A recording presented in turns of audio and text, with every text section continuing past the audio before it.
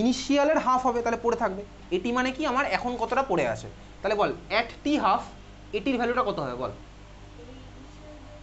তার মানে এটা কীভাবে রিপ্রেজেন্ট করবো বলে ফেল।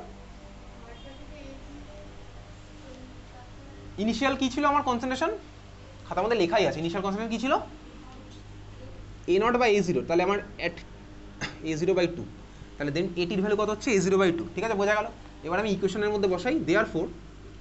আমার কাছে ইকুয়েশন আছে কি এ জিরো মাইনাস এটি ইকুয়ালস টু কেটি, এই ইকুয়েশন আমি পেয়েছিলাম কিছুক্ষণ, আমি বলেছি ভাই দুটোর মধ্যে যে কোনো একটা ইউজ করতে পারি, এটা আমি ইউজ করছি এখন। এ জিরো মাইনাস এটি ইকুয়ালস টু কেটি,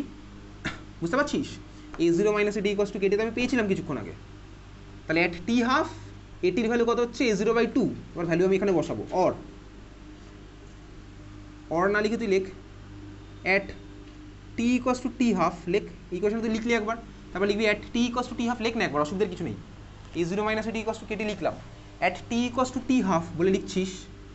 এ জিরোর জায়গাতে এ জিরোই থাকবে, ইনিশিয়াল তার চেঞ্জ করছি না ভাই। এটির জায়গায় কত লিখলাম এ জিরো বাই টু, বুঝতে পারছিস কী হচ্ছে, ইকুয়ালস টু কে ইন্টু টিটাকে আমি কীভাবে রিপ্রেজেন্ট করবো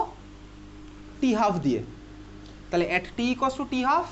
এটির জায়গায় আমি বসিয়ে দিলাম কত এ জিরো বাই টু, আর এটা থাকলে কত কে ইন্টু টি হাফ, তাহলে আবার সাইড চেঞ্জ করছি, a zero minus a zero by টুর ভ্যালু কত হবে a zero minus a zero by টুর ভ্যালু কত হবে এ জিরো বাই টু, और a zero by two equals to k into t half, side change করলাম তাহলে হয়ে গেল বলতে a zero equals to two k into t half, বোঝা গেছে, তুই বুঝে গেছিস, সেটাকে বক্স করে রাখ। এটা দিয়ে আমার ফর্মুলা, এই ফর্মুলাটা আমার লাগবে হচ্ছে অঙ্কের মধ্যে, তাহলে a zero by two equals to k into t half হোক বা a zero equals to two into k into t half,